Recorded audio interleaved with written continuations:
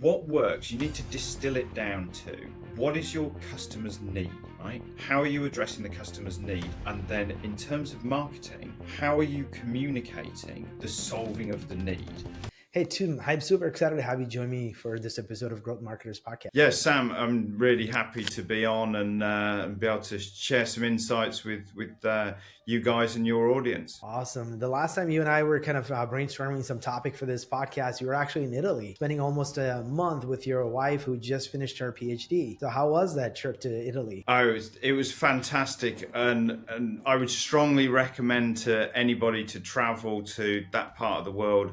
It's stunning. I mean, I've been fortunate enough to travel a lot through the United States, but it's a different type of natural beauty in places like Italy and the Alps. So fantastic. Just could have been a little bit better on the weather side. Yeah. Did you gain some weight from all the pizza and pasta and everything you've had? Interestingly, no, I lost quite a few kilos because I took my road bike with me, and all the roads are so steep there that I was constantly suffering to go uphill. So I actually lost weight even with all the pasta and pizza I ate. Nice. So you actually were very prepared. I didn't know that you can actually take your bike and go and travel like that through Italy. That's pretty nice to know. Oh yeah, we even took our dog as well. So yeah, it was a really good trip, and European road trips are fantastic. Yeah. So clearly, obviously, for you to be able to take 1 month off from your work to go spend time with your wife who just graduated, share the celebrate her success, and then also be able to have that time together, you had to have done something right in how you built your business and how you structured it.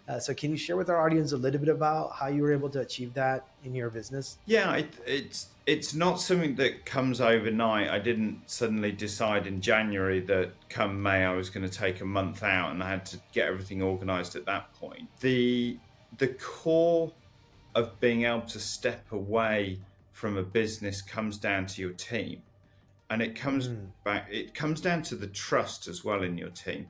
And as we know, trust takes time to build over a period. And I'm very, very fortunate that the trust that we have within our organization to deliver for our clients and be able to work collaboratively and not have problems internally as well. Now I feel it extends all the way from the leadership team all the way down. So we have a very high trust organization. And we have a team that they work remotely anyway. We're primarily remotely, although I'm in the office today and we do have an office. And they are self-motivated to do the right thing by the clients and by the business.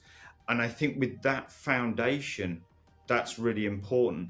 And I think you need to, when you're building that trust, you need to give people the scope to do a great job for you, and then you need to behave in an appropriate way on what the results are from that. Because if you delegate work and you trust people to deliver on your behalf, you also have to be prepared for them to make mistakes down the line.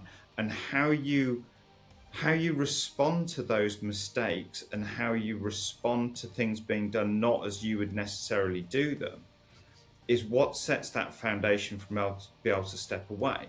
So if you're very dramatic and something goes wrong and you start throwing your, as they say in England, throwing your teddies out the pram, people aren't going to want to take decisions going forward when you're not there. So what will happen is you'll end up roadblocking your organization into you and into your decisions because you've undermined people's confidence by not supporting them when it goes wrong. What you have to do is when you've delegated that responsibility, you have to then say to people, okay, that hasn't been done how as expected, or the result of that has not been what we wanted. Let's unpick it and let's understand how we got to this. And you effectively need to coach that person through their thinking on the decision, what they understood, where it went wrong. And in that way, you use that, if you like, error or mistake to make them better, to help them learn. And then there's two things that come out of that. First of all, they feel confident that if they make a decision on your behalf and it goes wrong, you're not going to hit the roof and start shouting.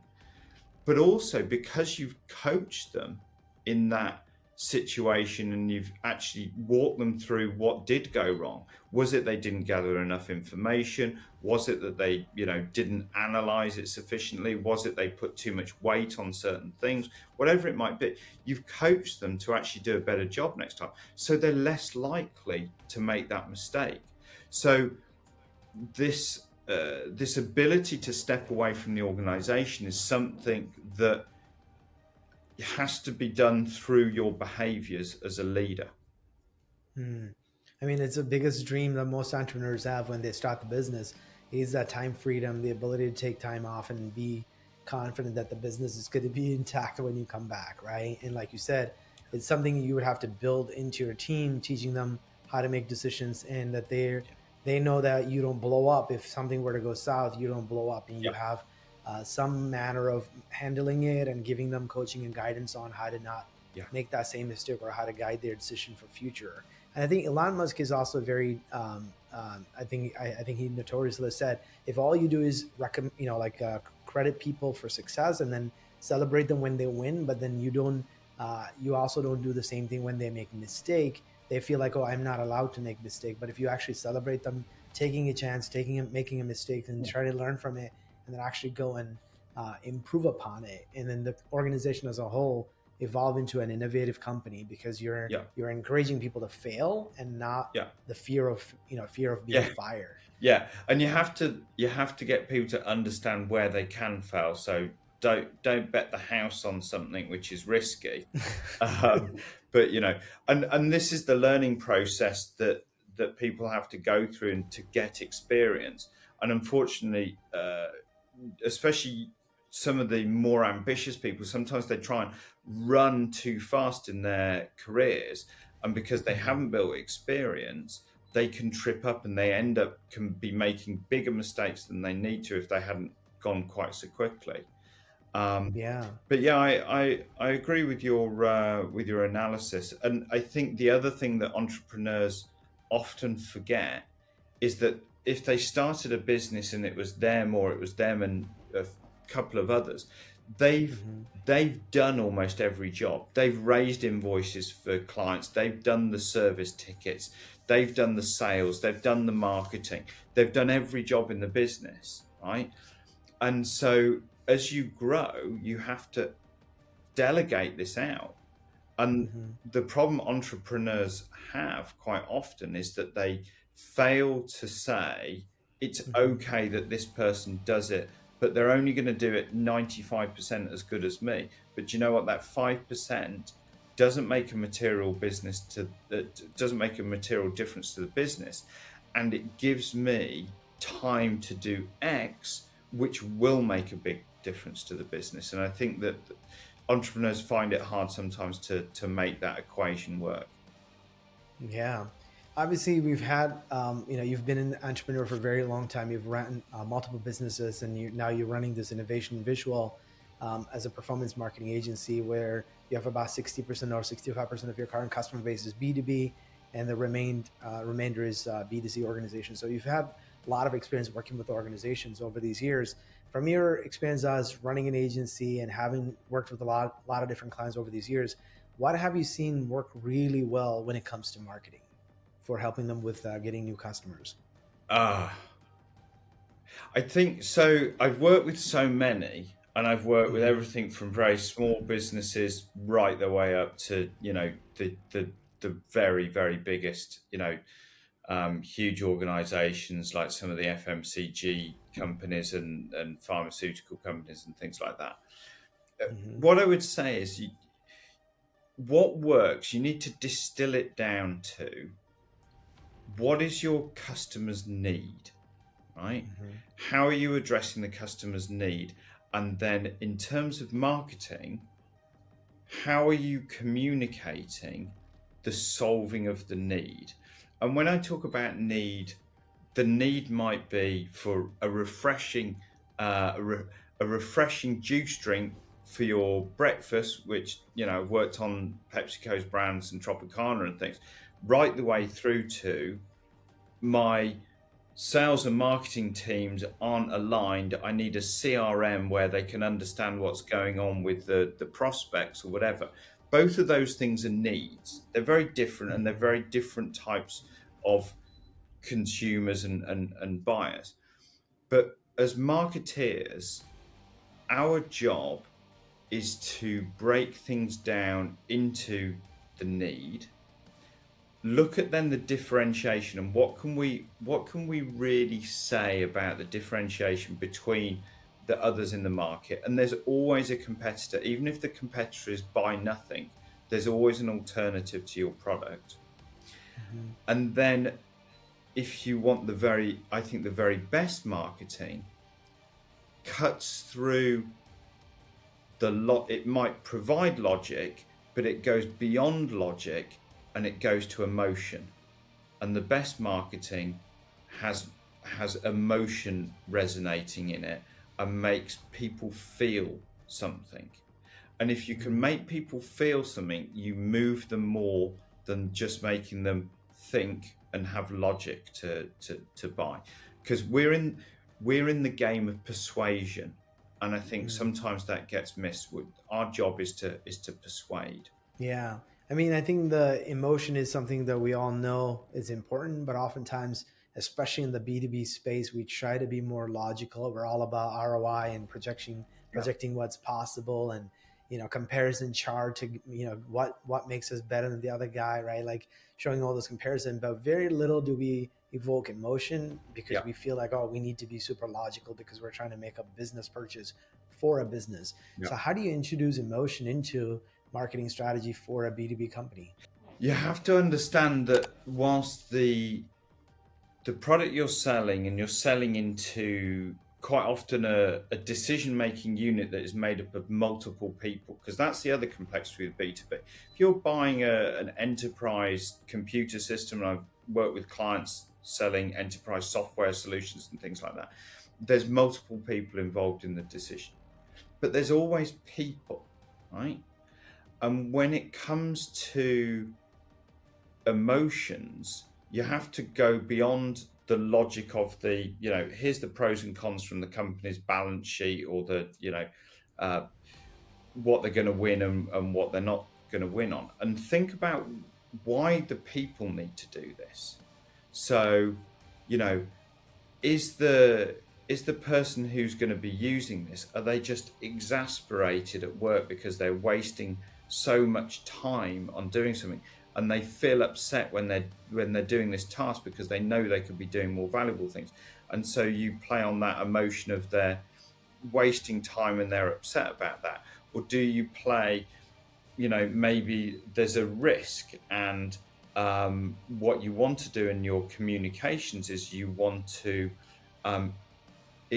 exaggerate or amplify the risk of a competitor product over your product. So if you're the market leader, do you want to say, well, what would happen if it all went wrong?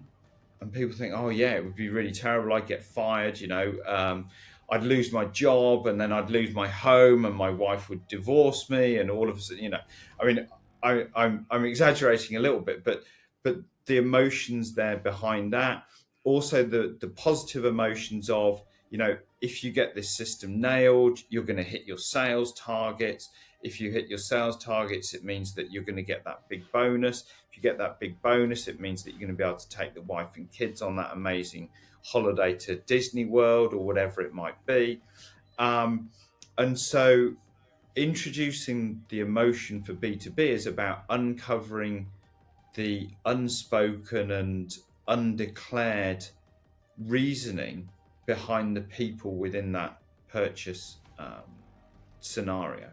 Yeah. So let's just say if we have a lot, I'm sure when we talk about industry trends and everything like that, we might resort to some sort of a stat that was found in a recent study, or even some other sort of survey or something that provided some context on why we're making recommendations, or why we're saying this product is better than the other product. So a lot of times those things are very hard to kind of bring the emotion into it because you're trying to make logical explanation, whether that be in a webinar, you're trying to educate Yeah. them, providing a lot of training and analysis and recommendation on how they can go solve the business problem, Yeah. or even just a simple LinkedIn post where you put a stat Well, from even in our own case. so How do you pepper that emotion in? so you can use the words which means that. Mm-hmm. And I think the connection that you've got, which means that, so you've got that dry statistic of X, Y, Z out of 100 or whatever it is. You need to explain the which means that you are more likely to hit your sales target with our CRM. You are less likely to have a project fail if you select us as your supplier. It's about it. It's the connection.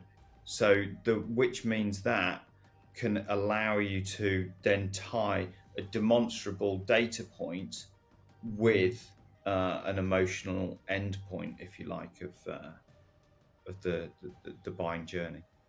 Yeah. So, and you have to kind of highlight those things because sometimes our end customers are not able to make those mental connections. They just see the surface level information and they may not make that. And our job as marketeers is to lead. So they might make that connection, but let's not leave it to chance. Let's lead them down the path and make that obvious. Because people are time poor, so they could probably make that connection, but if they're scrolling through LinkedIn and they're seeing something, they're not going to think deeply about that in the 1.5 seconds that it's in their view. But you could make it obvious, and it might make them stop and think, oh, let me look at this a little bit more. So the thing about marketing is, right, like when you are in an established market, there's existing demand for your product or service. People are actively looking for it. You might just be one of the many competing alternative to whatever the way they solve the business problem today. Yeah. But then there are scenarios where you are, a brand new product offering or a service offering that people haven't even thought of that unique way of solving it. Those are the kind of businesses that struggle the most when it comes to marketing because they haven't figured out how do we get in front of the target customers and make them know that we exist and make them know that there's an alternative way to solve this problem. How do you help those sort of organizations that are coming to market with some innovative solutions, but they just don't know how to get their message out? Yeah, it's an interesting one, and I've been really fortunate to work with some really good people in this space, and I think it comes down to the product market fit. What is the need that the product solves? Why does it exist, right? So people may not know that it exists, what it does, but they must need it in the target audience. Otherwise, why have we invented it? So there's a guy I've worked with who's really good, a guy called Alex King, and he's fantastic at this whole kind of product market fit, go-to-market strategy thing, where it's ensuring that you've got that alignment between the need and what the product actually does, and then you create the story from that, and creating the story then should guide you in terms of how am I going to communicate this. So it's harder if you're new to a space because there's no things like search volume behind it. So nobody's searching for widget XYZ because they don't know it's been invented, or SaaS software, whatever it might be. But if your product is viable, it solves a problem.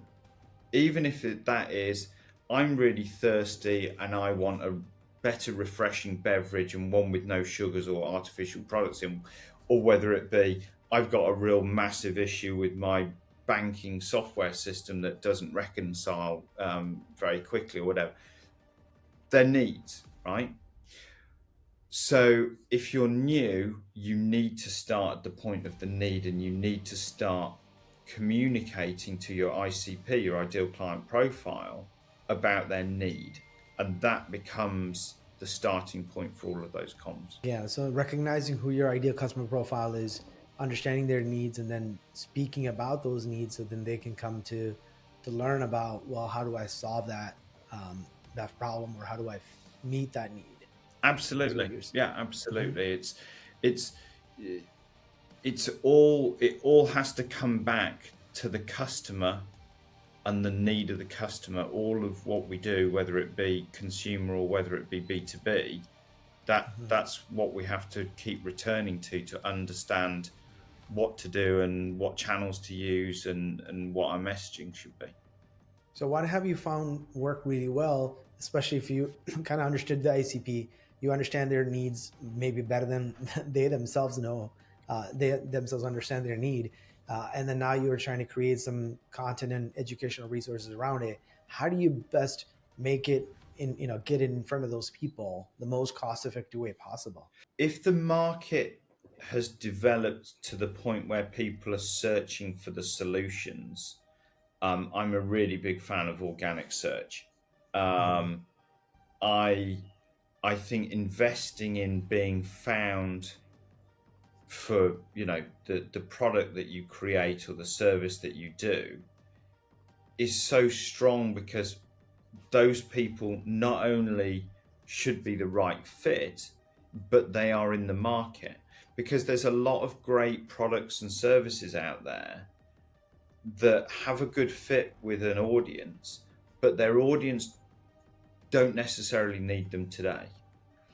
And so that's if you're going out and you're buying the audience access effectively by using paid media, if you're very targeting your ICP and you're very good at that, but your ICP is only likely to need to buy your product, let's say 1 month in 12, you're effectively wasting 11/12 of your budget Mhm. communicating to the ICP that, with display. I'm talking about things like social media marketing and display marketing. Uh, you're wasting all of that because they're not in the market right now. Now you can bring them in and you can nurture and things like that. But if you think about search and search related to the problem that you're doing or the solution that you offer, people wouldn't search for something if they didn't need it really today or soon. So I'm a big fan of organic search. Paid, it's it's difficult out there with smaller budgets for some people, and I think there's a lot of bycatch on paid. The way that algorithms have evolved over time with Google, and we've got Google Awards sitting behind me, and we're a award-winning agency and have been a Google partner for countless years. In fact, I found a T-shirt the other day from 2015 that Google had sent me, and I was like, oh wow, we have been Google partners for a while. And the paid landscape, I think, is quite challenging for a lot of businesses. You need to be good at paid to get it to work, and unfortunately get brought into prospective clients, and they've spent a lot of money on paid budgets and then found that really it's not been effective, and people might have been pulling their wool over their eyes, whether it be an internal, whether it be a paid agency, who are incentivized just to get them to spend more and more on paid. Yeah. So obviously, like you said, paid is definitely one of the ways that you can do it. But if you have organic presence, it might be a lot easier and better. But in terms of budgeting, you said sometimes the paid budget isn't, sufficient for some of these customers. How do you help customers guide them through the process of figuring out what should be a right budget? I mean, big companies, they have a rule of thumb like 2%, 5% of their top line, but Yeah, that's yeah. not often the case that you can do with the mid market or SMB. So what's kind of the guiding principle that you give them to go say, hey, here's how much you should consider investing into marketing specifically in the digital? Well, we're really data driven here. So the first Hmm. thing we would do is we would dig into their data. So we typically don't work with absolutely new startups that have not sold anything and therefore have no data. So we're going in, and the first thing we'd do is we'd look at their data, and quite often we'd clean it up. So there's a lot of situations where people haven't got really good data and they don't understand also the connection between some of their early data points, let's say conversion rate on a paid campaign, and they're not joining those dots to the actual revenue and maybe to the recurring revenue or the ICP fit, whether it's going to become a really good client or whether it's going to churn. So if you look at the data, you can then start looking at things like conversion rates. You can look at what your cost of acquisition is. So we've been spending X on this. This is how many customers we got from it. This is the revenue from those customers. Okay, based on that, if you want to deliver double that figure from that channel, you need to obviously double that budget, or you need to change some of the numbers on the way. So do you improve your conversion rate? So you could have the same paid budget, and if you want to deliver twice the revenue, you need to double your conversion rate. And if you can do that, or you can double your basket value, if you like, if it's e-commerce, you can do that. So we always dig really into the data, and the budgeting process is about unpicking data, looking at things like cost of acquisitions, looking at things like conversion rates, and looking at that across the chain, and then saying, okay, what's your objective? And then also, where are you in terms of your need for now over building value?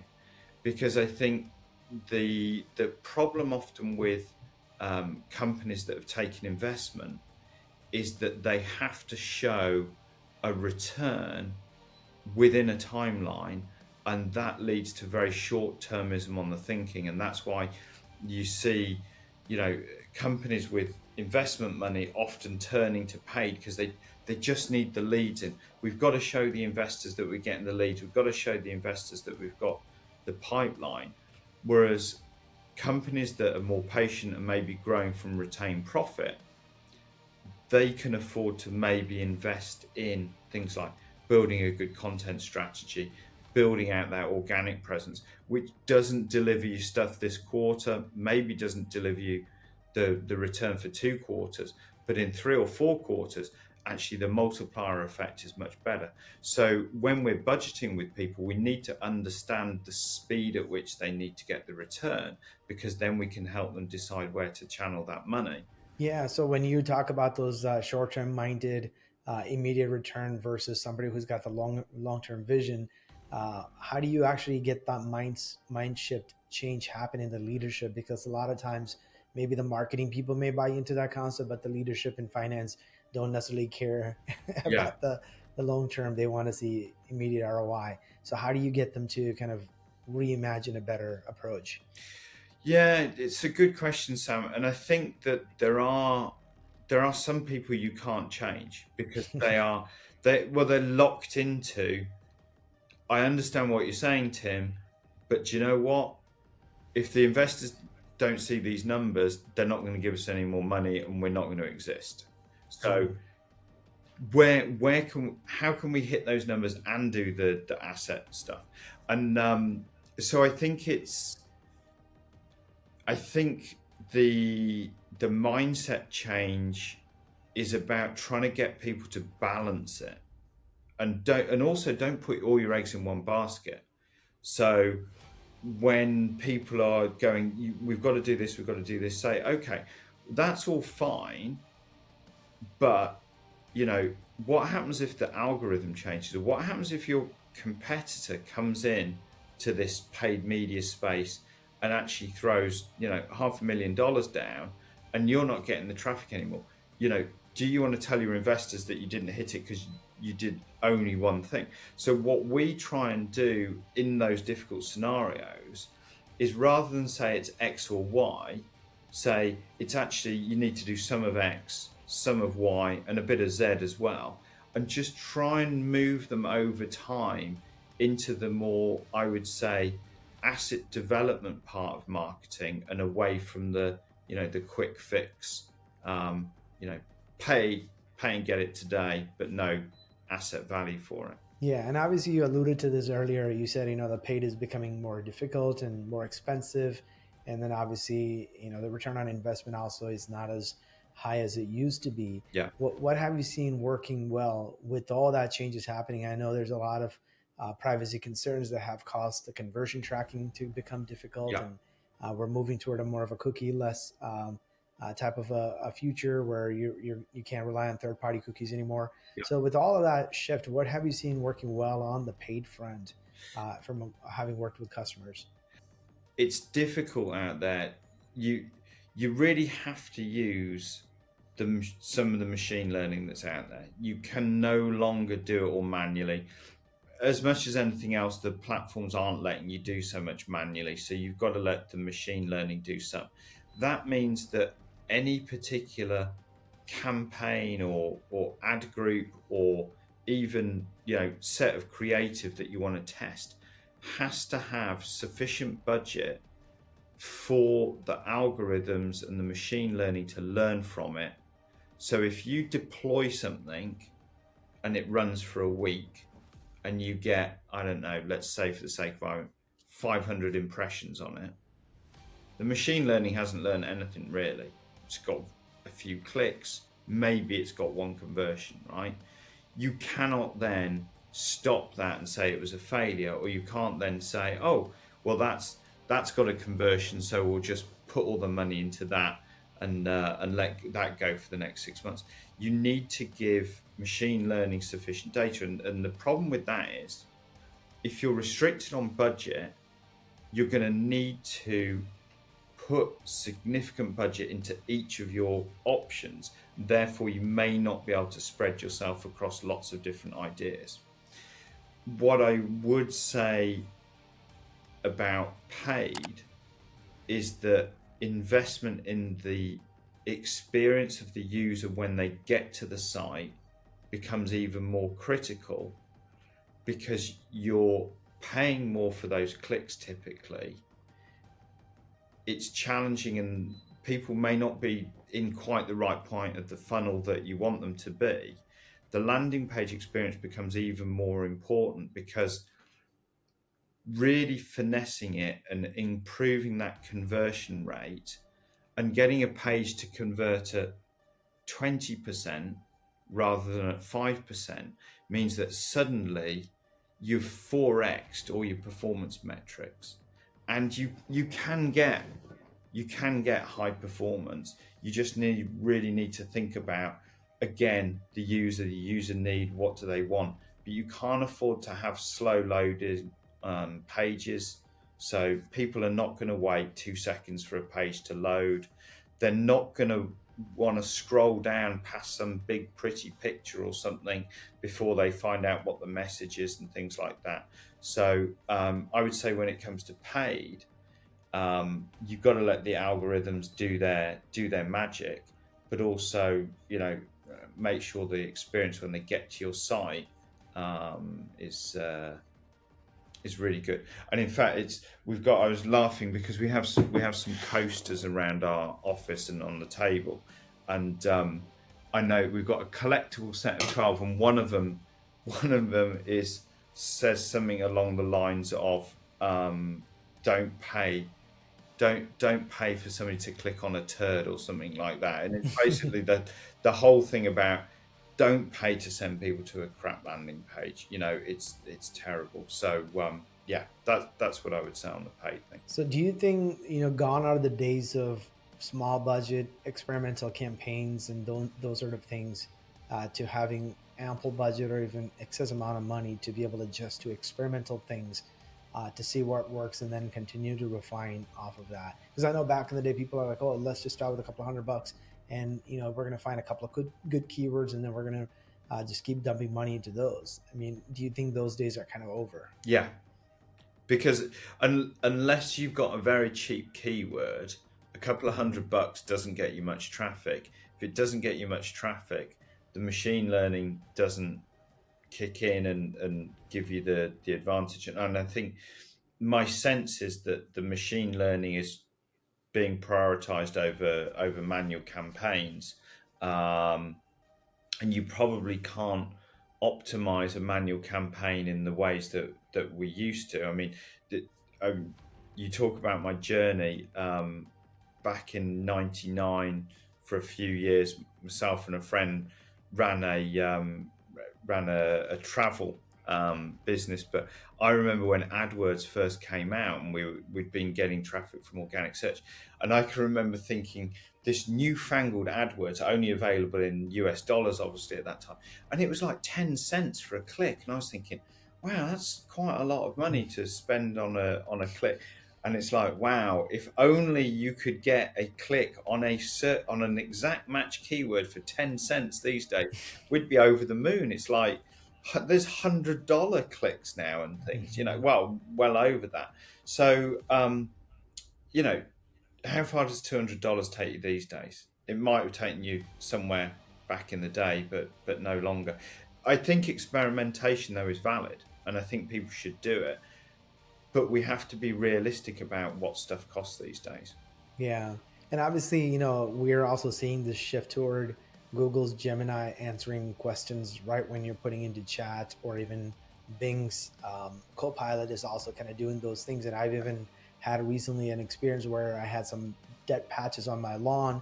I took a bunch of pictures and uploaded to Bing's Copilot, and I asked, like, what exactly is this and how can I fix it? And it started telling me what the cost is, and gave me a couple of products that I can try, and even some lawn care service providers nearby that I may want to contact. I mean, it was pretty impressive, because there's nobody could have written those blogs to give me those answers, because I can research probably 15, 20 blogs that I would have to read to try to kind of self-diagnose what the problem was. But just by looking at a photo that it actually did it. So where do you see is the future of organic if our search engines are trying to do this to us, and then we're all here trying to create content, trying to get in front of people when we're in the moment of research? I think the future of organic doesn't look good for SEOs in many ways. Although I think the good ones are good and will be needed even more. I think it's quite poor in many ways. I think that things are changing, and search has been around in the format that it has for some time. And if you think about, I talk about Google Ads starting. Google Ads has been around for more than 20 years now, right? And basically, we're searching the internet. You can get some results that the algorithm says organically are good, and then you can pay to be there. And this is a whole new frontier, what you're talking about with the generative AI and the co-piloting and things like that. And I have to say, I think it's going to eliminate huge amounts of traffic from websites, because Google has anyway been on this mission to do these no-click searches. So back in the day, you used to search on Google for somewhere to get the latest exchange rate between the GB pound and the US dollar. Now you search it, Google does it for you, and it's whether it be hotels or whatever. And so this is the natural kind of progression where people are going to be going to AI, and they're going to be going, right, okay, well, tell me the answer. I don't need to go to anybody's website. And so the interesting thing is, all of these generative AI tools have learned from somewhere. Nobody's paid the content owners much money, although there are licensing deals, I know, with some of the big media companies now to allow sites to be crawled. But all those small business owners who have written blogs diligently, they've probably all had their content absorbed into large language models now. So where does it leave us? And I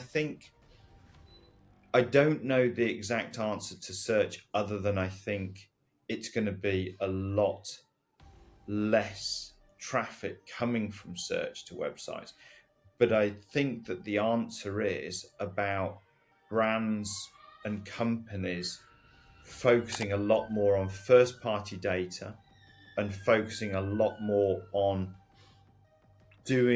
providing their audiences with things that will engage and be useful to the audience. So I say engage and be useful because people will engage with the brand, even if it's not useful, if it is something really entertaining. So if you're a sports brand, or you're a cosmetics brand, you might be focused on entertaining your audience and then selling product.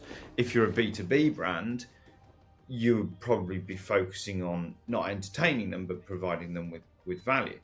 And I think the first party data thing of knowing your customers and your customers choosing to listen to you is actually the way for companies to defend against the erosion of search traffic, which is inevitable in my mind. Yeah, my question is, obviously Google made most of their money through Google Ads, and if they're actually taking away, going toward that no click model, which also means they're shooting themselves on the foot by reducing their revenue, and they have to be thinking about some other alternative ways of generating business, which I think they're also trying to push this Gemini as a product to businesses. You can subscribe to it, and then I think they're also trying to push a lot of business products. So I think they've kind of saw that from very long time back, and I also seen the Google Red, I think it's called, like for the YouTube Red, which is kind of the no ads way of consuming their YouTube content,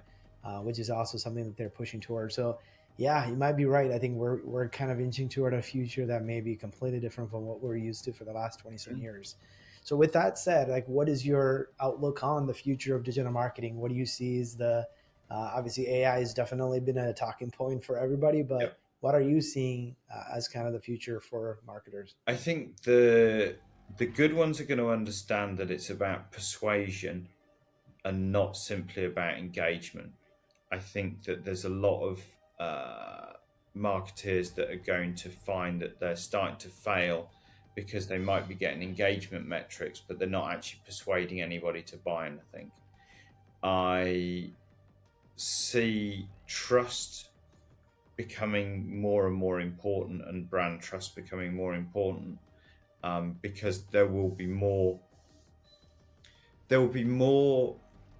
AI generated content which is purely made up, and I'm talking about things in the whole of society, and you can't help as a human being but be affected by what you see around you. So if you're being told lots of stuff on the internet is just made up by AI, then you're going to stop trusting things quite so much. So brands need to build their trust and their value to their consumers. I think also that there will be ripples in it where digital isn't the be all and end all, that people will not, they don't need to wholesale disconnect from the internet, but they will choose to interact with things in a non-digital way, in an analog way, just to give themselves a break from the digital. I think that brands need to be ensuring that their marketing and their comms really understands how their consumers are going to want to behave in the future. And I've mentioned the decline of organic search traffic because of the AI-based answers, and I think the need to have that first-party data, I think, is also vital. And I think understanding your customers and understanding their need, much more. There's an interesting technology company out of Germany called Semanto, and we've been lucky enough to work with those guys, and they do some really interesting behavioral insight magic. I can't even start to describe it on there, but it's very, it's worth looking up, because it's a way of giving you the edge as a marketeer, because understanding the emotions behind the people that buy your products.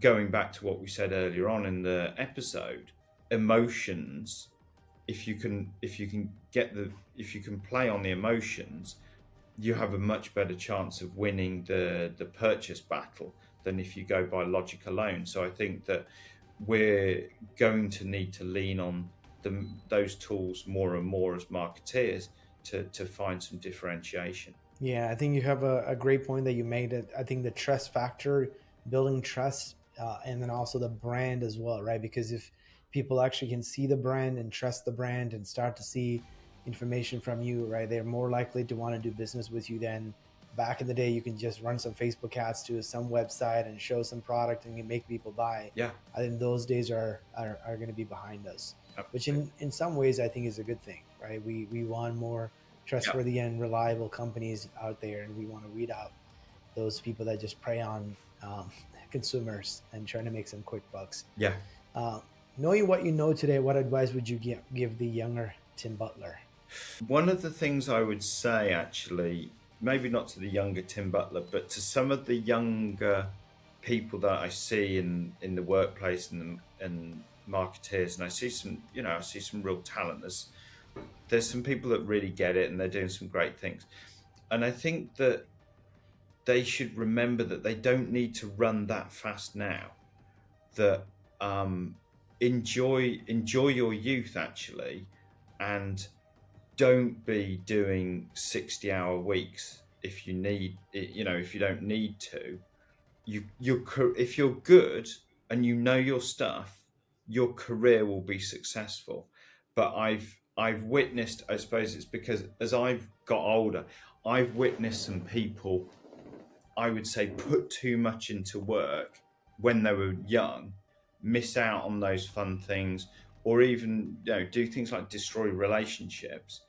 And now as I'm older and things, and they're looking back and they're saying, well, actually, I wish I'd done it differently because of that. Because and I'm saying this because I feel quite lucky, because I've taken breaks, and whilst I have had an entrepreneurial journey, I haven't piled into it and been at a desperate rush to become uber rich. And in fact, I'm not uber rich yet, so I've really not rushed into it because I'm not there yet. But I think you need to understand that you need to live life, and actually don't rush too fast to grow up, or spend all your time working, because there's a lot more of the world, like we were saying about my trip to Italy. See the world, see other people, and enjoy yourself. So that's what I would say to younger people, and to my younger self, I would just say you could have focused a little bit more earlier. But Yeah, I think our media and social and all that is forcing people to go and consume and just achieve more, right? I think that's the mentality, and oftentimes people on overdrive, just trying to do too many things. Almost seems like a rat race. Yeah, the social media things are setting unrealistic expectations, and people are thinking that, oh my God, if I'm not a millionaire by 30, I failed. And it's like, it's not. Honestly, there's life is for living. It's about the relationships you build, and some. The saddest thing is I've got one particular friend, and I know that he regrets the destruction of a relationship entirely for the basis of career gain, which then didn't work out at that time anyway. So enjoy yourselves. I enjoy life. Take advice from people who've actually gone through it and learned the hard way, right? And avoid those mistakes as well. Definitely. Most certainly. Well, Tim, I certainly enjoyed our conversation together. Thank you so much for sharing your life lesson and wisdom with my audience. No, it's been wonderful, Sam. It's a pleasure, and it's great to talk to another, person who's working for another great agency doing really great work. So well done to you guys, and thank you very much for having me on. I'm really honored. If you enjoyed this video, please share it. To make sure you never miss an episode, please subscribe.